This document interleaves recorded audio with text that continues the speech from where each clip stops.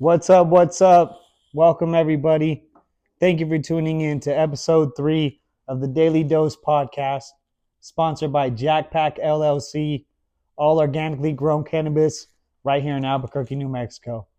Like, subscribe, and share. Make sure you tell all your friends, tap in, tune in to the Daily Dose Podcast. On today's episode, we'll be going over the fight night from this past weekend, as well as the UFC London card coming up. Islam turns down Ilia Tiporia. A few things on Conor McGregor. Dana White got his hitman to take out Bryce Mitchell. Been some interesting things, to say the least, going on with BJ Penn. Give my thoughts on that, kind of what I've seen. The message of the week, of course. Give you a little recap and get you guys out of here. So get you a drink, sit back, and enjoy. So we'll get right into it. The fights from this weekend, there was actually a few good fights. Initially these fight nights are kind of boring on paper, but the main event ended up being a pretty good banger. Delitze, I think he did start winning those later rounds. That's kind of why he ended up going away with it. Super close fight. Like I had said last week, it doesn't really do anything for either one of them. Now it just lines up a trilogy, so I guess they can just keep beating the shit out of each other for money. So Alex Hernandez had a great fight. That was a really good fight. Very competitive. I thought they were both kind of dishing it out. So, shout out to him. That was a good win. Damon Blackshear had a great submission. Way to come back from his last fight. He's right back in it. So keep pushing forward. Kevin Vallejos had a good TKO. Ryan Spann got KO'd. There was actually a few good fights. Like I said, initially on paper, it didn't look as good as it was. You had KO, TKO, submission, decision, KO, TKO, submission, decision, TKO, and decision. So you had a lot of finishes. That was actually a lot better than I expected. So nothing really crazy, but I guess a decent little fight night. Then you got a few good fights on here. Jai Herbert, this weekend's card, of course. This is the UFC London going down at the O2 Arena. You got Molly McCain on there. You got Gunnar Nelson and Kevin Holland. That's a very interesting one. I think that could be a tough matchup for Kevin Holland, although Gunnar Nelson hasn't really been around, in a while. Interesting to see how he looks, but we'll see what happens. Jan Blachowicz and Carlos Uberg, he was saying, if Jan wins, he might run it with Yuri. We'll see what happens there. Leon Edwards, Sean Brady. Pretty good card, not too bad. I like when they're later in the day, then you can still get stuff done. So I'm picking Molly McCain. I don't even know who she's fighting. I'm going to go with Kevin Holland over Gunnar Nelson. I'm going with Jan Blachowicz. And I think I'm going with Leon Edwards over Sean Brady. I think it should be a good fight. Sean Brady's still kind of up and coming. I don't think Leon Edwards is quite done yet. So we'll see what happens. I'm taking Leon Edwards by unanimous decision, so we'll see what happens there. We need a really good card. Hopefully they got one coming up soon. So kind of big news. Last week we were saying that it was looking like Ilia Tiporia was going to be fighting Islam Makhachev, but Islam actually came out and said he turned down that fight. And of course people are going to say he's scared, he's this, he's that. It just doesn't really do anything for him. He knocks out another 45er. It's like, yeah, you were supposed to do it. If something happens, it looks bad on him. He'd rather fight who's the next big name at 55, the next one that deserves a shot. So he said if Ilya earned it, he'd do it, but we'll see what happens, So that means kind of word around the water cooler is that it might be Charles Oliveira, which that would be a hell of a fight. Ilia Tiporia, Charles Oliveira, sign me up, So we'll see what happens with that. Islam isn't scared by any means or unsure.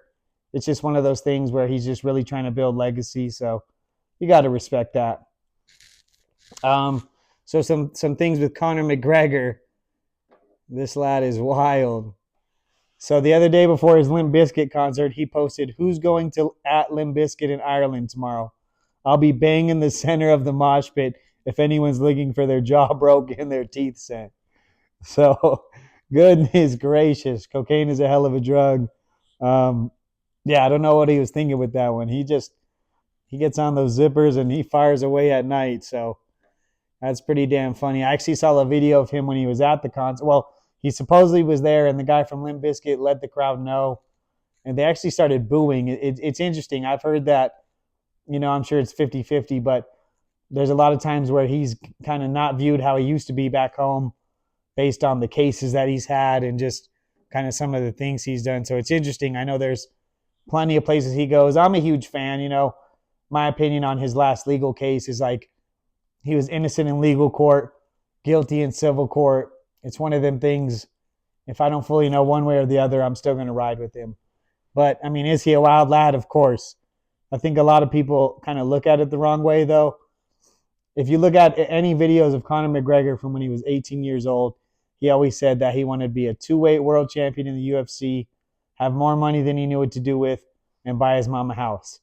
He's checked all those boxes and some over 1 million times, So he just doesn't have that once you check those internal boxes, there's just nothing left. Externally, he's still going to throw his name in the hat and say stuff out there, but I don't think we'll ever really see him back in there, at least in a serious manner like who he once was. When you're almost worth $1 billion, like they say, it's hard to get up when you're in satin sheets.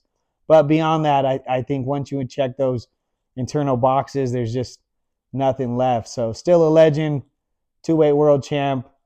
I think a lot of people only know him like from the newer days, kind of how he's portrayed. If you don't know Conor McGregor, go back and check his run at 145 pounds. He rode him down and took him out. So, yeah, just interesting to see kind of the trajectory. I think to a degree he's kind of, let the money get to him upon occasion. He's up a little late at night, but he's also accomplished everything he ever wanted. So what can you really say? This was an interesting one when I saw this fight, and I know it's coming up on the April card, but John Silva versus Bryce Mitchell. I think everybody knows that Bryce Mitchell was put in in the hot seat after coming out with all his comments about Hitler and everything like that. So for me, it's like, hey, if you want a punishment for him, give him John Silva. He's probably going to get knocked the fuck out. I mean, like I said, them fighting nerds down there, they got something going on. But John Silva in particular is just a wild. He brings it. He's packing some punches. So I think he's probably going to KO Bryce Mitchell. But it was funny, like Dana said, we're not going to clip him. You got freedom of speech, but you can guarantee, mark my words, I bet if John Silva KOs him, they probably will clip him. They just don't like controversy like that. At first, he was kind of like this funny hillbilly guy. Now he's kind of taking it too far. He says some stuff they definitely don't agree with. That's usually what happens. They get you to someone to whoop your ass and they get you out of there. So we'll see how that goes. Next thing, BJ Penn. I don't know if anybody has seen the videos. If not, go look him up. Well, there's a video of him and he's recording his mom in the kitchen and he's saying that that's not his mom, that the CIA replaced her and this and that. And he was also saying that they're the reason that Max Holloway lost to Ilya Tiporia. So it's pretty crazy. I mean, BJ Penn, obviously he was a legend. He fought anybody at a time when it was open weight. But he also took a lot of damage in his later days, a lot of KOs, and that stuff adds up. Do I completely want to say, oh, he's going crazy and he has CTE? No. In my opinion, knowing what I know, meth is a big problem out there in Hawaii. He probably definitely has some CTE, but he's probably, smoking a little of that stuff because, he's hallucinating. He's just out of his mind. And either way, it's sad to see. Hopefully someone can reach out to him or someone can help him. But I think most people will go laugh or go, CTE, look how crazy he is. But in reality, do you want to see anybody going through some stuff like that? Imagine how his mom feels. She's sitting there being told she's not his mom. Very weird situation, so hopefully someone can help him. It's sad to see, but I think as time goes on, we're going to see a lot of these beginning UFC fighters, Chuck Liddell, other people like that. The damage really does add up. So, there's a time when you do got to learn to call it. And I think that was a big problem back in the day. A lot of these guys ended up getting multiple knockouts before finally calling it. So hopefully going forward in the sport, we can be a little smarter and kind of learn from the past mistakes. So we'll see how that goes. But yeah, shout out to BJ Penn. He was a legend. he did a lot for people's entertainment. Hopefully he can dial it back in and get it all together. It's sad to see. You really don't want to see people like that. So, pretty interesting. I'd say the funniest thing I had seen today, obviously this is being recorded on Monday, is Conor McGregor at the White House. He looked like he was just out of his gourd again, super high energy. He can never sit still. I mean, he was always a character, but it's definitely been upped a notch, since the money and everything really hit. So it's an interesting one, but what can you really do? So a recap from today's episode. This past weekend, I would say the fights were decent. Before I got to see him, I gave him about a C or a D plus on paper. I gave him about a B after the performances. A lot of knockouts, some good stuff. UFC London should be pretty exciting. I'm looking forward to it. It's more so the atmosphere. The atmosphere at the O2 Arena is always good. It makes the fighters kind of pump it up a notch. Obviously if Patty the Batty wasn't fighting Chandler coming up, he would have been on there. But we got Molly McCain. I'm sure it'll be a good one. That should be cool to see. I'm really interested also, as we're wrapping it up, I'm interested on who Islam will end up fighting. If he's not going to fight Tiporia, he's already fought Charles, he's already fought Justin, he's already fought all these guys. So I'll be curious to see who they kind of find to match him up with next. Or you know what? I think they might match up, actually. I could see him matching up Justin because, he actually lost to Khabib. So we'll see what happens. But I just don't even really see anybody at 155 pounds right now doing anything to Islam.